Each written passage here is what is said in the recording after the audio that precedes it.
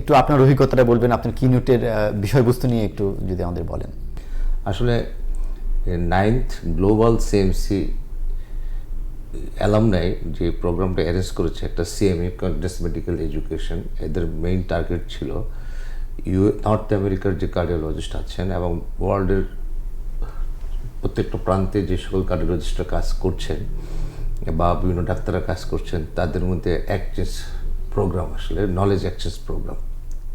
সেই হিসেবে তারা যে টপিকসটা ঠিক করেছিল, আমাকে যেটা বলতে বলা হয়েছিল, করোনারি আর্টারি ডিজিজ বা হৃদরোগ সম্পর্কে আমরা কতটুকু বা জানি আর বা কতটুকু আমাদের জানা উচিত, এটা ছিল আমার মূল বিষয়বস্তু।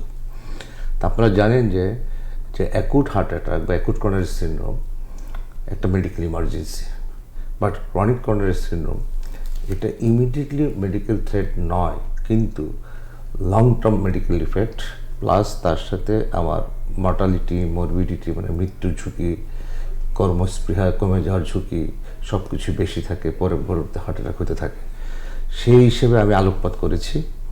তো এই আলোকপাতের বিষয়গুলোর মধ্যে যেটা বেসিক্যালি আলোচনায় উঠে এসেছে যে ক্রনিক কন্ডিশনগুলোতে আমরা কিভাবে অ্যাড্রেস করতে পারি, কারণ এটা আমাদের কোয়ালিটি অফ লাইফকে হ্যাম্পার করে। অনেক পেশেন্ট থাকে আমাদের পরিবারের মাঝে, বাবা মা, ভাই বোন, যে তাদের একটু হাঁটলে বুকে ব্যথা করে, একটু রেস্ট নিলে ব্যথা কমে, আবার কখনো কখনো কেউ হঠাৎ করে শ্বাসকষ্ট শুরু হয়, অনেক সময় সবাই চুপ, হঠাৎ করে সাইলেন্ট থাকে, হঠাৎ করে হার্ট অ্যাটাক হচ্ছে, মারা যাচ্ছে। কেন এই ঘটনাগুলো ঘটছে পৃথিবীব্যাপী? আমরা যেটা দেখালাম, পৃথিবীর সকল প্রান্তে হার্ট অ্যাটাকের চিত্রটা একই রকম অলমোস্ট, রিজন ওয়াইজ কিছু কিছু ফ্যাক্টর ভেরি করে। তো সেই ক্ষেত্রে ম্যানেজমেন্ট স্ট্র্যাটেজিগুলো কী হওয়া হচ্ছে সেটাই আমরা বেশি অ্যাড্রেস করেছি আসলে, বিকজ ফার্স্ট ওয়ার্ল্ড এবং আমরা ডেভেলপিং কান্ট্রির মধ্যে রিসোর্স অনেক লিমিটেশন থাকে। তো অ্যাকচুয়ালি আমাকে অ্যাপ্রোপ্রিয়েট টেকনোলজি ইউজ করে আমাকে আমার মতো করে সিস্টেমকে ম্যানেজ করতে হচ্ছে। কিন্তু ইউএস এবং নর্থ আমেরিকা যেরকম insurance door to balloon time, ধরেন 120 মিনিটের মধ্যে হাসপাতালে ভর্তি হওয়া বা অ্যাম্বুলেন্স কল করলে 9 থেকে 11 মিনিটের মধ্যে অ্যাম্বুলেন্স বাসায় চলে আসে, আমাদের ঢাকাতে বা বাংলাদেশে অ্যাম্বুলেন্স সিস্টেমটা স্টিল নট ওয়ার্কিং। আমরা কখনো কোনো অ্যাম্বুলেন্স 1 ঘন্টায় আসে, কখনো 2 ঘন্টায় আসে। By this time heart attack যদি হয়, যদি 120 মিনিটের মধ্যে যদি যেতে না পারে, গোল্ডেন আওয়ার যেটাকে আমরা বলি, প্রাইমারি পিসে করে যে সুযোগটুকু থাকে, সেটা আমরা তখন অনেক সময় মিস করি। এবং এটা কিন্তু খুব সিগনিফিকেন্টলি ইম্প্যাক্ট করে তার মর্টালিটি, মানে তার মৃত্যু ঝুঁকিটা বেড়ে যায়।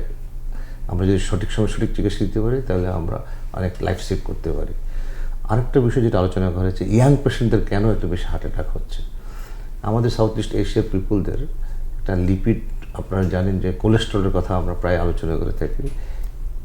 একটা হচ্ছে এইচডিএল ভালো কোলেস্ট্রল, যেটা সবার কম থাকে সাধারণত। খারাপ কোলেস্ট্রল যেটা এলডিএল, সেটা অনেকের বেশি থাকে।